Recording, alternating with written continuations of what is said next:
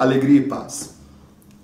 Hoje gostaria de responder para vocês o que é o anticristo. Muitas pessoas têm dúvidas sobre esse termo, afinal de contas, ele é quem? Ele aparece nas escrituras, quem é essa pessoa? Ele realmente aparece na Bíblia em 4 passagens, todas na carta de São João. E o termo serve como uma definição para um espírito de oposição aos ensinamentos de Cristo. Aquela pessoa, aquela figura que se opõe aos ensinamentos de Cristo. É entendido muitas vezes como um espírito ou uma personificação de um espírito, de um Messias demoníaco, que virá nos últimos dias, tentando se fazer ou se apresentar como divino. Por essa razão, os cristãos acreditam que o anticristo está relatado também como o homem da iniquidade, como diz o livro de Daniel, as cartas de Paulo no Apocalipse. No Apocalipse menciona a figura da besta. Para muitos grupos cristãos, o anticristo é uma personificação do mal que virá para destruir os ensinamentos de Cristo, virá para negar tudo aquilo que Jesus fez. Alguns outros grupos, para cristãos, entendem o anticristo como uma figura essencialmente mítica, mágica, carismática, que virá com uma grande performance, conquistará o coração das pessoas e fará com que todos sejam enganados. No entanto, isso é uma interpretação particular de alguns grupos cristãos. A Igreja Católica acredita que o anticristo é uma grande personificação do mal e que virá como tal para destruir a igreja, para colocar confusão entre os cristãos, entre os católicos. Não é? Atualmente, então, o termo anticristo é muito utilizado por muitos grupos, por muitas pessoas.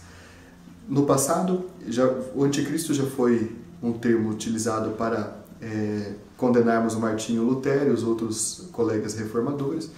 Já foi usado pelo catolicismo para dizer às pessoas que eram cismáticas, que falavam contra o catolicismo, e também os protestantes têm uma cultura de algum santo, de o Papa ser considerados o anticristo, mas isso não é plausível, né? Isso parte mais de uma forma de ofensa. O anticristo, no sentido teológico estrito, é aquela personificação, como nós acreditamos, do mal, né? Um cidadão, um espírito, uma força que virá para questionar, para contrariar a doutrina católica. Por anticristo, atualmente, nós podemos entender muitas situações ou pessoas, não é? Os santos padres, né, os papas, já consideraram o anticristo, por exemplo, ou portadores das ideologias do anticristo, todos aqueles ditadores fascistas que durante a Segunda Guerra Mundial levaram o povo à ruína.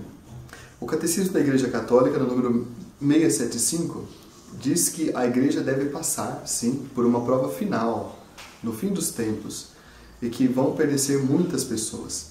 A perseguição que sempre acompanha a Igreja Católica na sua caminhada pela Terra, vai acontecer em uma forma muito maior, muito mais avassaladora.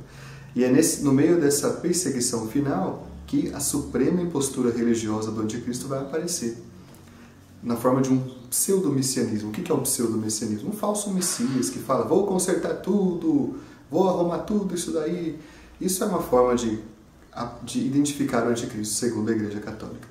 Também no número 676 do Catecismo da Igreja Católica, coloca-se no anticristo alguns elementos de esperança, alguns elementos de que ele fará um juízo escatológico. O que é o juízo escatológico?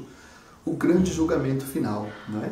Ele faz uma espécie de julgamento falso para que o reino de Deus seja passado